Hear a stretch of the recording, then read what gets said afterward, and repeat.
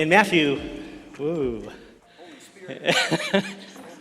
in Matthew 19, Jesus is dealing with some pretty intense subject matter with the Jewish people and the teachers of the law.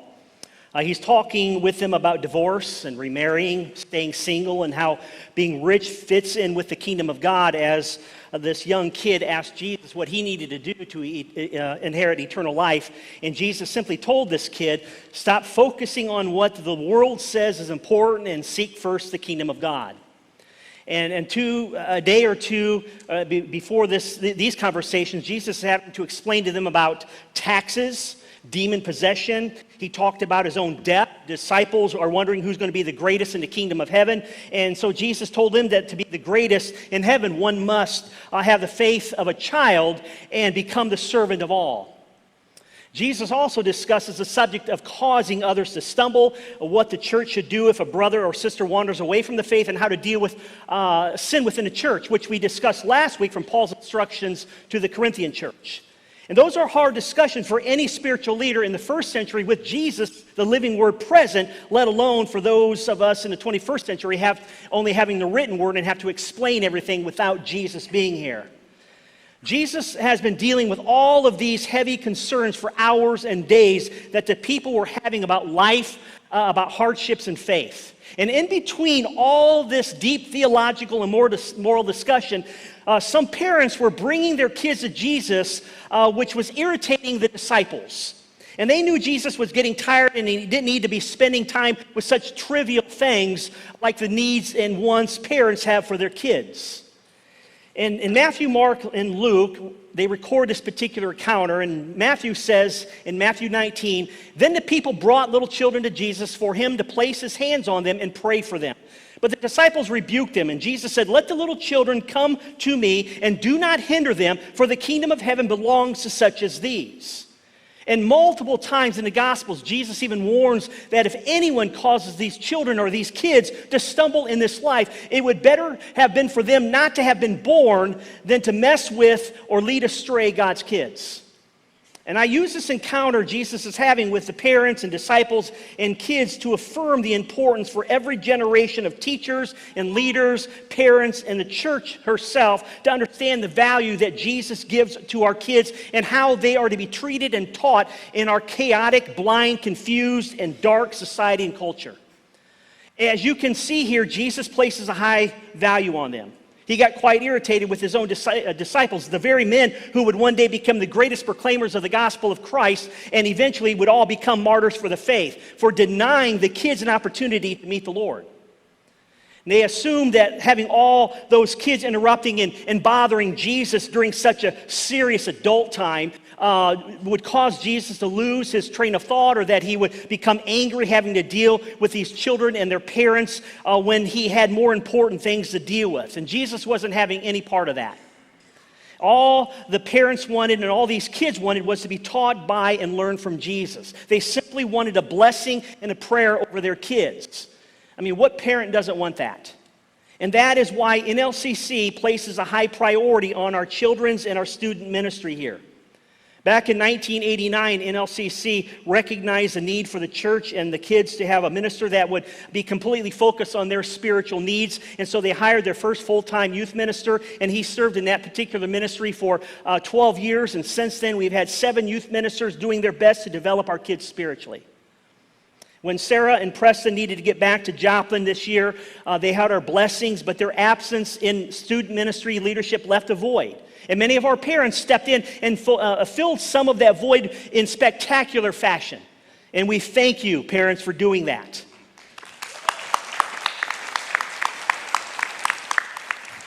Last Sunday, they had what they call a pond party at Alsop's and had over 90 people there. 60 plus were kids, having a wonderful time of fellowship and teaching.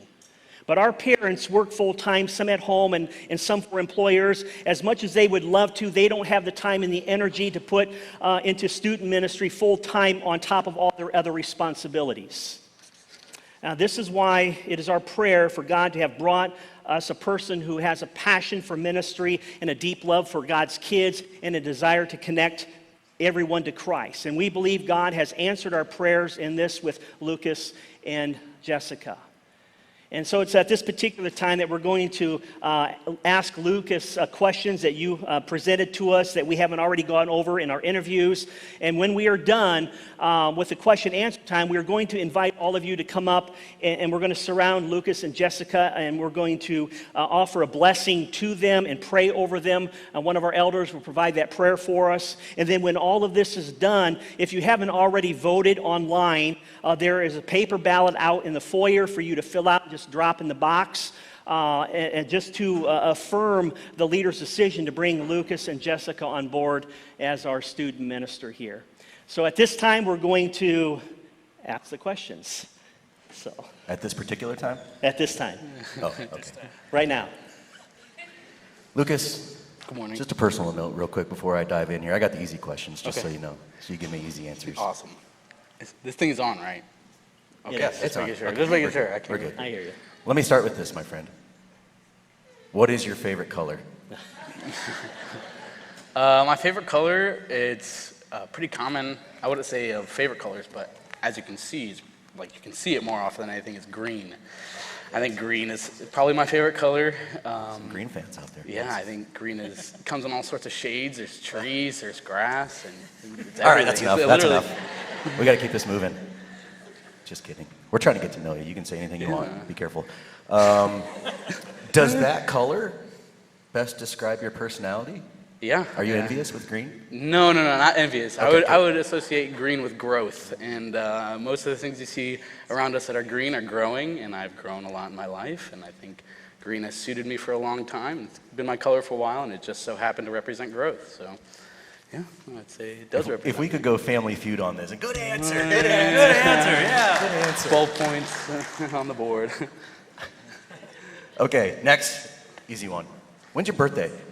December 5th of, and this is going to show how young I am, but 2000. Wow. I was born in 2000. Why'd you look around when you said that? I wasn't looking at you, Tim, at all. December 5th of 2000. Yeah.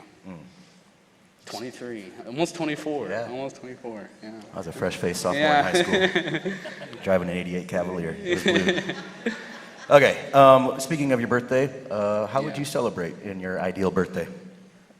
Well, there's one thing that comes to mind in particular, but I love spending time with my family and like any friends. If we go to dinner or something, I'm a big food guy, so like I love sharing a meal with people. It's a really good time. But my family has this tradition to go to Red Robin in Mishawaka every year for my birthday, and we've gone there for, I don't know, 15 years now or something, and I love it. I can't get enough of their French fries and honey mustard. Like a burger with French fries it hits home. Your family's sweet. Yeah, my family's very sweet. Red Robin. Yeah. So while we're talking about family, tell us where you're from, where you came from. Oh, well, I was born in Fort Wayne, Indiana, so I'm technically born a Hoosier, which is pretty all right. And then I lived in Niles, Michigan for a really long time. I grew up in Niles. I went to church there. I went to school at Howard Elementary, and then went to Niles High School and did the whole thing in Niles, really. I love it, yeah. What churches did you go to? What church did you go to? Hope Community Church. I went to Hope Community Church from, I was probably in second grade until end of high school, towards the end of high school, and then kind of went my own direction and was looking for churches at either university, or my family was trying churches at Granger. But yeah, and Hope Community Church really helped pour into me for a very long time and helped our family out a lot. So kind of another softball question. At least if you ask me this question, I got an answer immediately, and it's important to me. But what's your favorite sports team? I got to think about my words wisely here. No, I'm not a Packers fan. I'm not a Packers fan. Not a Packers fan. So that'll, Good answer. Good answer. Good answer. I'll say my fantasy football team after today. That's my favorite team. Your favorite team is your own fantasy Maybe, football team. Maybe. Depends on how the Chargers play this year. I'm not a huge Chargers fan, but I like to see Justin Herbert play well. Yeah. So one more softball question before we start to get into some of your ministry background. What's your favorite holiday? There's two very easy answers. There's Christmas and Easter. I love Christmas. Christmas is my number one. I'll put that up there. I love the decorations, love the music. Yeah. I love won't say I love the snow, but the snow is very pretty, and it's enjoyable to have around for some time. And Easter is wonderful. I love the 4th of July, though. I love celebrating freedom and American history. I'm social studies. I was a social studies ed major, and so I love history. And American history really hits home. But yeah, 4th of July is number 3, I should say. Okay. But So Christmas, everybody, Easter. everybody has a certain way to celebrate Christmas and Easter, and it's all pretty similar, but everybody celebrates the 4th of July a little bit differently. How crazy are you on the 4th of July? I enjoy seeing other people be crazy on the 4th of July. So, like, this past year, the Prides invited us out to go to the 4th of July parade, and then later that night, I went and spent time with family, and they were lighting off fireworks while I was enjoying the food and the free light show. It was really cool, yeah. Okay, we've set you up. Now we're gonna. I keep touching you. That's weird. I'm sorry. I just want you to be comfortable, Lucas. Thank you. You're welcome. All right. Tell us your story. Tell us your testimony. Tell us your Jesus path. Well, I was born on December 5th of 2000. No. It's gonna be a long story. Well, like I said, I grew up at Hope Community Church, and I was raised in the church for a very long time.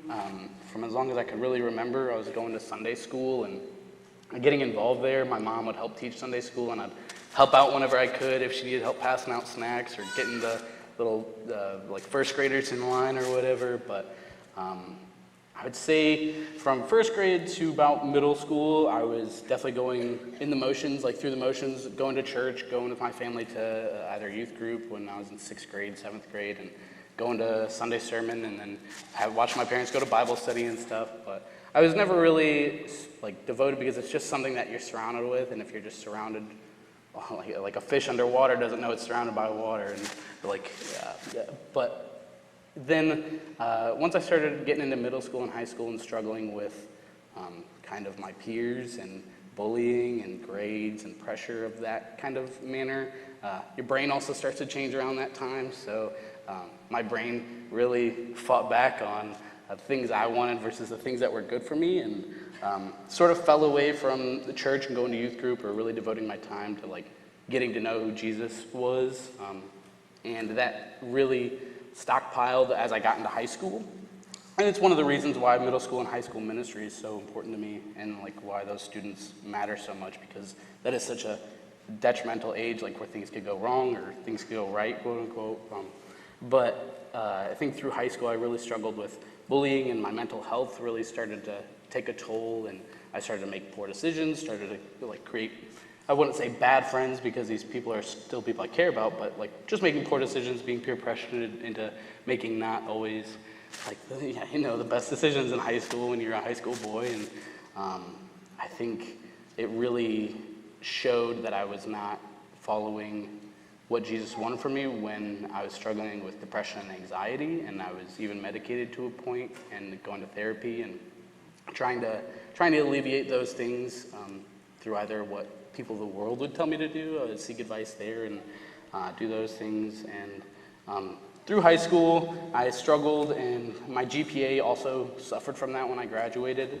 And that was something that didn't always feel good in the heart, and something that affected like where I went from school after that. And then I attended university at IUSB for a little bit, and I didn't do too well. I wasn't in the right headspace. I was doing the wrong things. I wasn't focused on like what God wanted for me. I was focused on what I wanted for myself, like how I was going to make money, how I was going to have fun, and stuff like that. And my grades, I almost failed out of IUSB after my first year. And so then, and that was just one of the examples of like the consequences of my actions at that time. And then I was working with my dad down in Indianapolis.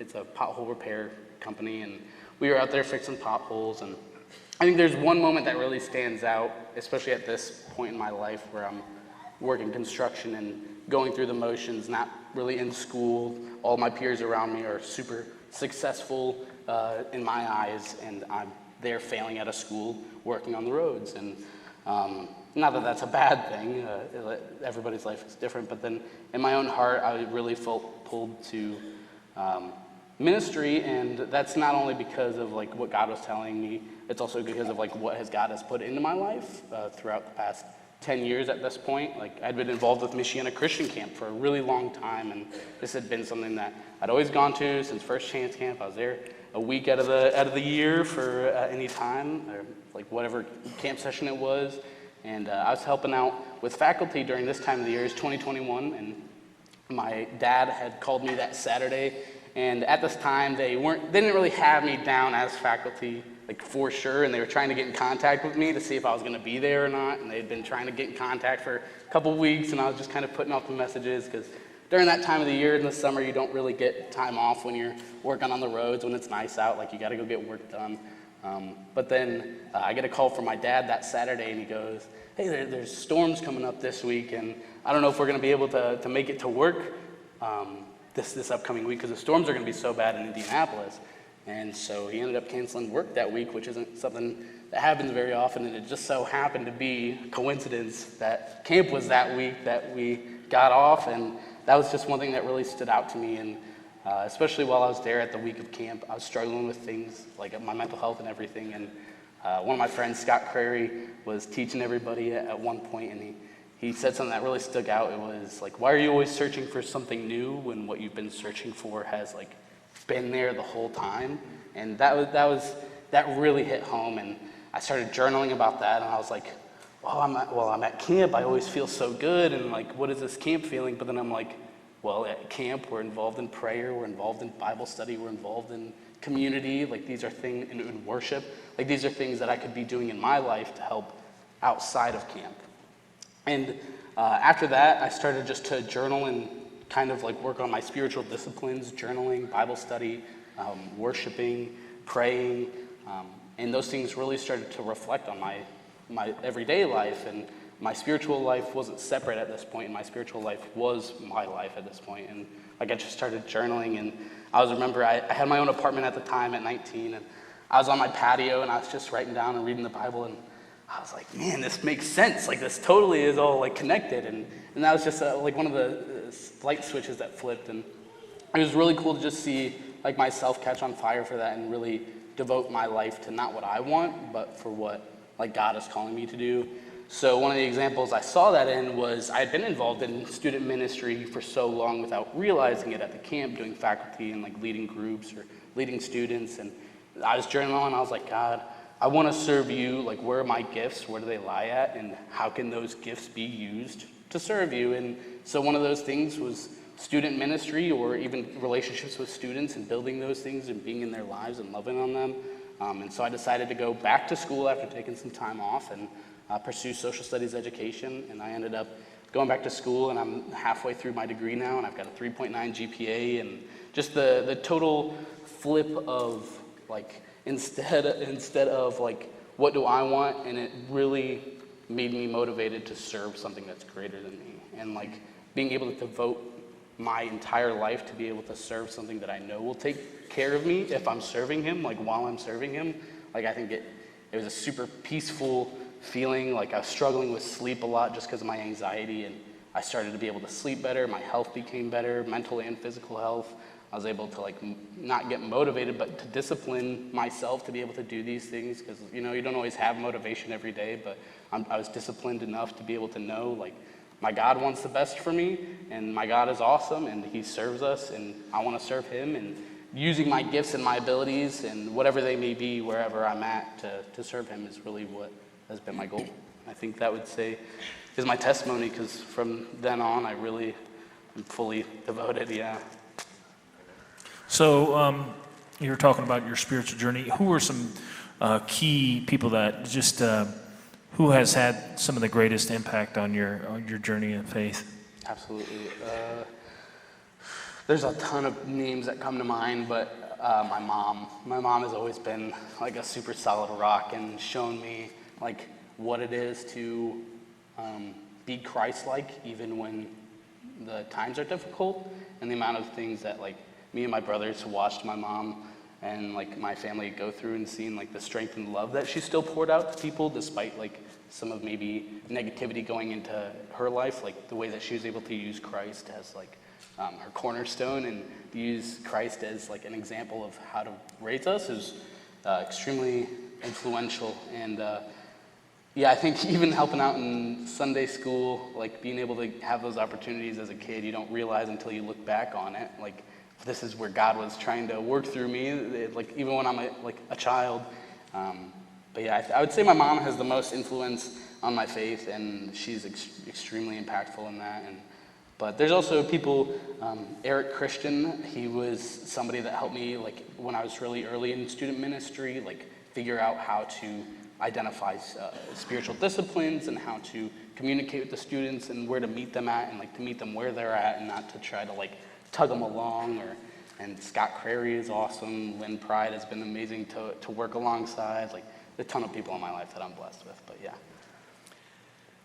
How were you called into ministry? How do you feel you were called into ministry?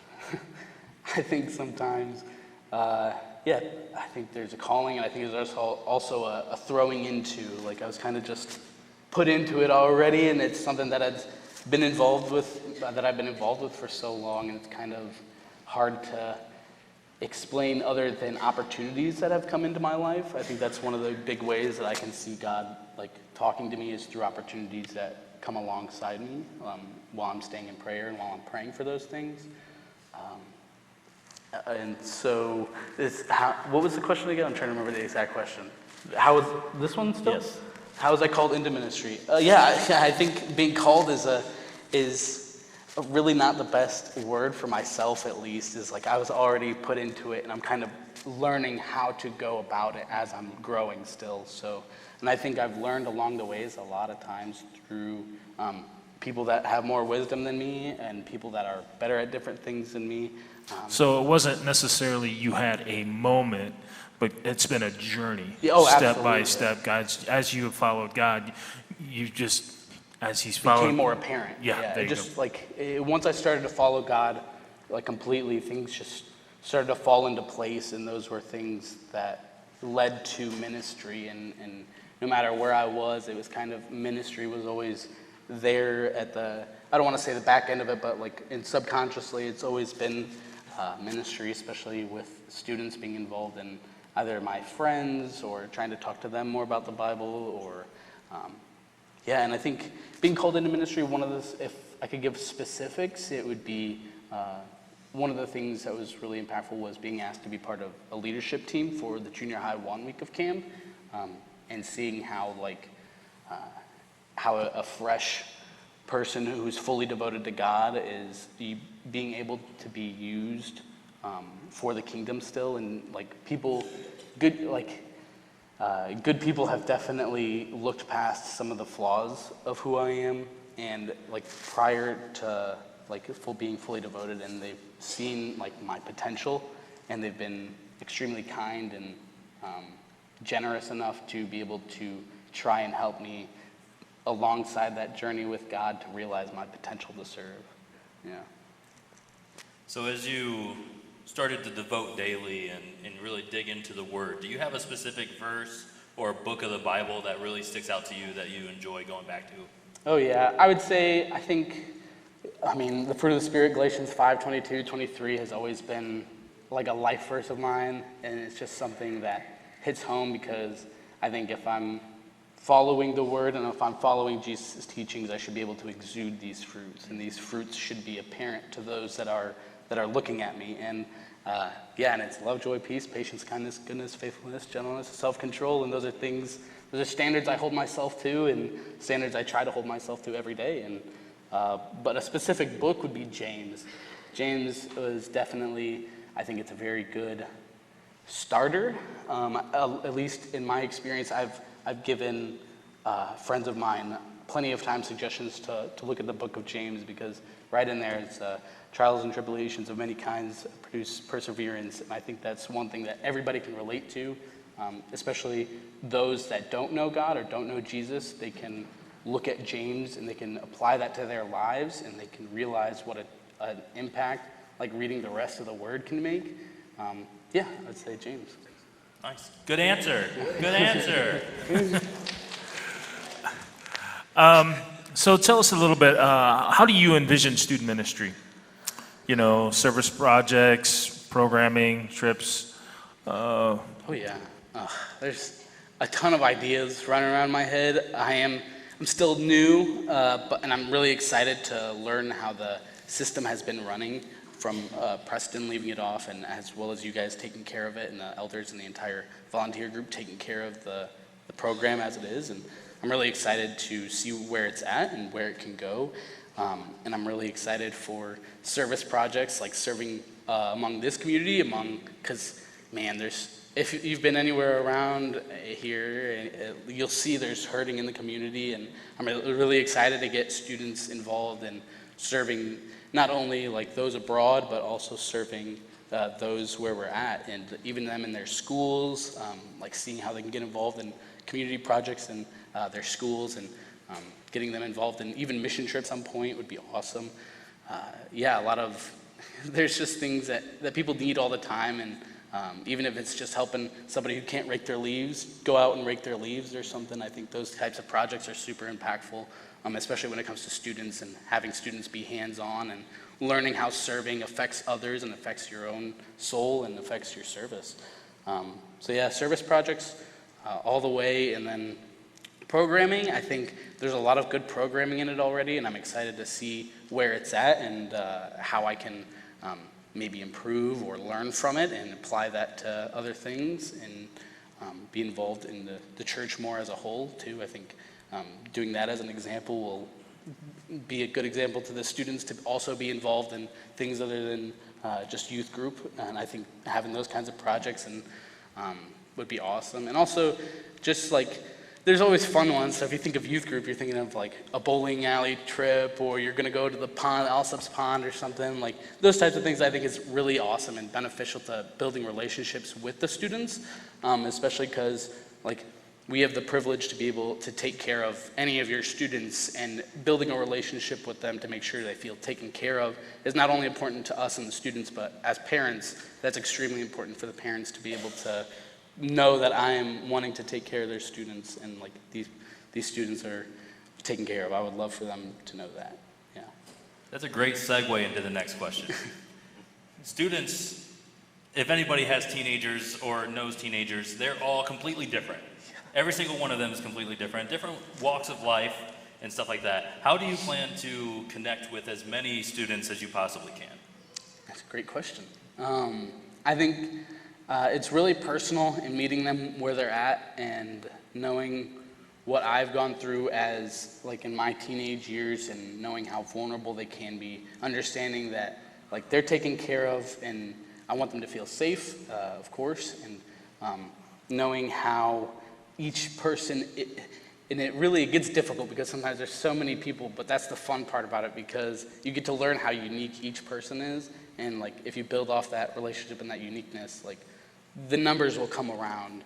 And the numbers aren't really like what is the goal for me. The goal is to pour into these students, but if I'm pouring into these students well enough, then they'll exude that to their friends and their family, and that will bring along the numbers right alongside it. And like that's something that God will definitely take care of for sure. And I plan on just loving on these students like Jesus would, and trying to talk to them about the word and get them involved. All right, you've talked about how you would envision your youth ministry with trips, programming, and then involving the teens in those kinds of things. How do you plan to develop students spiritually? That's also a great question. And this is something, good question. And this is something, being a part of the leadership team for junior high has been like, it's been one of the goals. And I think developing spiritually at this age is not only developing them spiritually, like to be involved in the church, but also to take the church to their communities, because these students are involved in sports, these students are involved in academics, and they're involved in all sorts of extracurricular activities. And I know like that schedule gets really, really pressing on the parents and the students, so I want to be able to equip these students with the tools to be able to go out and take what they learn and apply it to their lives. And I think getting to the basics, so like the spiritual disciplines that I had been taught or I've learned over the years, is extremely important to go and take those into their school. Like Being able to pray, even if you're not able to pray in front of the entire classroom, if you're able to pray just on your own for another student that you see is hurting, like prayer is powerful. And if I can get the students to learn about how to do that and equip them and teach them how to use the tools that we're given, I think that's probably the biggest spiritual goal, is to be able to equip them with the tools that God gives us to be able to go out and use that in their lives. How did you and Jess meet? Through camp. Michiana Christian Camp, we knew each other back in high school, and we didn't really necessarily have the same, we did have the same friend group, but we didn't necessarily talk to each other until like later on when we were serving there at the camp, and then Jess kind of told me that I was going to be her date to a wedding. And so, I mean, it was kind of told, but I was already willing, so it wasn't really, it was kind of like, it just, Good answer. But and then the day after, I invited her to go to church and go to lunch with my parents. And so, I went to church, went to lunch with my parents, and had a great day and hit it off from there. Yeah, that's how we met. Was it at Red Robin? Is it what? Was your dinner at Red Robin? Actually, was it? No, it was at it was like Metro Diner in South Bend or something. Yeah. That's how we met. And how will Jess be involved in your ministry? Well, Jess is involved in my ministry all the time. I have a lot going on in my brain, and Jess is very good at organizing some of the things in my brain, and I think that is something that a lot of men or people in general can get, because having a significant other who's able to organize and create spreadsheets and plan curriculum and do all sorts of things in that matter really helps when I have a ton of ideas flowing through this noggin, and I think that type of thing really helps in the ministry. Jess is also extremely involved in student ministry in general. She's involved in the high school camp, and she's involved in planning things for the camp, and she's super involved in women's ministry, and she's been involved in women's ministry before, and she's super passionate about young adults ministry. If you'd like to ask her yourself, she's more than welcome to. Yeah. Oh, big pressure. Yeah, so like Lucas said, I've spent the last 3 years working with students in a Title I school. So a lot of my students come from pretty rough backgrounds. And so I've seen your students struggling. I've seen your students on their best days. And I've definitely seen them on their worst. And so I have done women's ministry the last couple of years at Purdue University at Campus House. I spent my first 2 years at undergrad leading a group of 45 girls through that. And during my time there, I found out that a lot of people my age leave the church. And so when I came here and I found out that there really wasn't a young adults ministry, that's something that's really on my heart to get started here, is getting the young adult age group in and partnering here with people that have already been in the young adult age and have seen this need as well. And so that's really where my heart is, as well as working with the young students that are here and partnering with Lucas wherever he needs me to be. So that's where I'm at. Good answer. Good answer. Good answer. So, Lucas, we've put you through the ringer of the questions. I think we've gotten to know you a little bit better after some of these questions and get to know your story. So, for everybody, we're about to wrap up. So, out front, we've got tables with paper ballots, or you can go to the website, because immediately after this, we're doing our congregational affirmation vote. And your vote will be towards Lucas being entrusted with your students and our students here at NLCC. So you can do a paper ballot out in front. There's a couple tables and a drop box. Please drop them in there. Or you can go online and submit your vote on the front page of the website. But I've got one more question for you, Lucas, as we transition and have our elders come up and we're going to pray for you. But how can we specifically be praying for you and Jessica and your family as this transition takes place? Yeah, absolutely. I think prayer just in transition is totally needed. I think that's always, especially in a move like this, is in a kind of position taken like this, is always transition and mental kind of clarity is always nice. And I think just for health, family's health, yeah.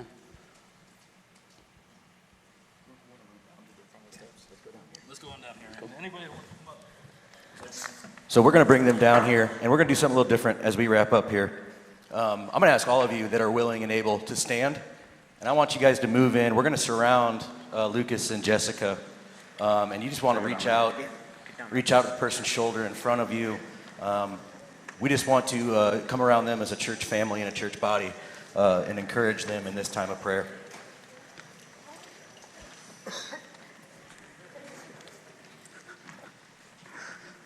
All right, let's bow our heads and pray. Dear Heavenly Father, as a grouping of people, Lord, of believers in you, Lord, we lift up Lucas and Jessica today. I pray, Lord, that as this body of believers that we would help build them up and help them be successful, Lord, in developing students. I pray, Lord, that no matter what is outside these doors, Lord, we know that it is tough on some days. I just pray, Lord, that protection around them in their marriage here and their ministry as well. Continue to be with the volunteers that lead those ministries as well, Lord, that we just all put all of our feet on the ground, Lord. I pray for our students.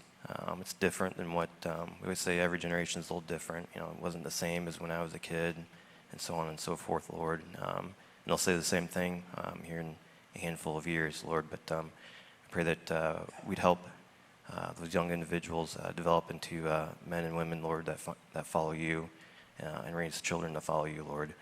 I just pray, Lord, that we just continue to be a generational push towards Christ. In your name I pray. Amen. And have a great week of worship, everybody.